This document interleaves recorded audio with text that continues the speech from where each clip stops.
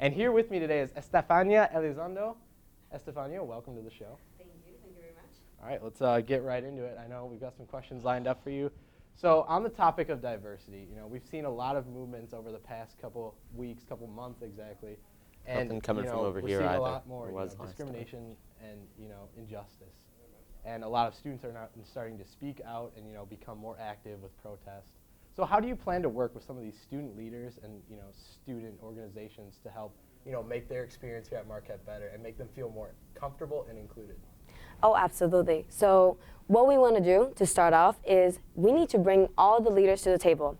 So we want to bring in the student leaders that are working currently with the Diversity, Inclusion, and Social Justice Committee, both of the Student Ad Hoc Coalition, bring in the leadership for the Center Intercultural Engagement, as well as the Presidential Task Force. By bringing all of these experts to the table, we can effectively address everything that's going on campus as well as at a national level in terms of diversity and inclusion at Marquette. So the way that we want to strategize it is focusing on short-term and long-term goals.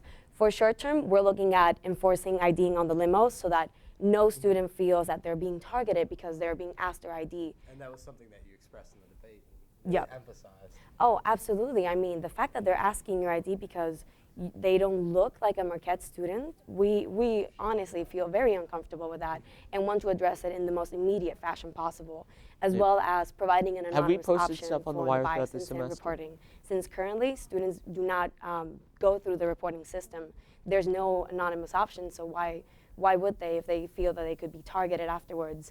So that's something that we want to address directly with the Office of the Provost. The other thing that we want to work on is the diversity oath. It's currently being edited, and so we want to finish it off by the end of the semester, have it foolproof, go through all the editing or the final university proofing over the summer, and have it ready by convocation so that this incoming class could be the first Marquette class to actually recite an oath on diversity and inclusion here at Marquette. That's a very interesting thing, an oath, something that you don't always think about, but a tactic that could be so efficient for our future. Absolutely. I mean, we already have the academic integrity tutorial as well as the pledge for academic integrity. So we feel that by reciting in a convocation is one of those moments that we really feel will be part of the Marquette student experience here, where we all come together as a community to stand for diversity and inclusion. Very interesting. So now I'm going to get into it. So let's say you're elected tomorrow. What is your first plan of action, and how do you plan to execute it? And also, why is that your first plan of action? So our first point of action would actually be, given the timeline, going straight into the SOF budget. What we want to do is have the SOF budget line match the program board budget line.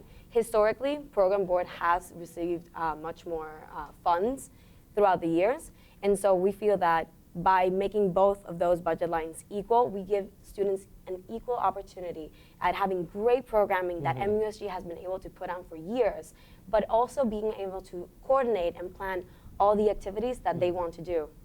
That's, wow, I mean, that's a big plan, and it's interesting that you target budgeting because it's such a key part of, Absolutely. and it's such an important role of presidential, candidacy. So, it's an interesting thing that you picked Daniel Bernard as your running mate, and he's kind of an outsider looking in at MUSG. So, just tell me why you picked him and what you think he will bring to the table if you guys are elected. I think he's actually the best possible running mate. Here's why.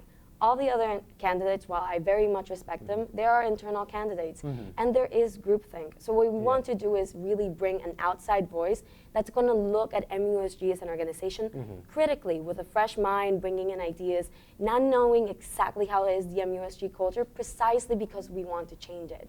So I think one of the best strong suits that we have as a candidate, well, as a ticket, is that Danielle is an RA and is an outsider of MUSG that is going to look at it critically. And as Daniel is an RA, he's one of the first responders for issues and problems that happen on campus. So interesting choice there. So that is all the time we have right now. Sorry, Estefania, but thank you for joining us. Thank you. And it was a pleasure talking to you.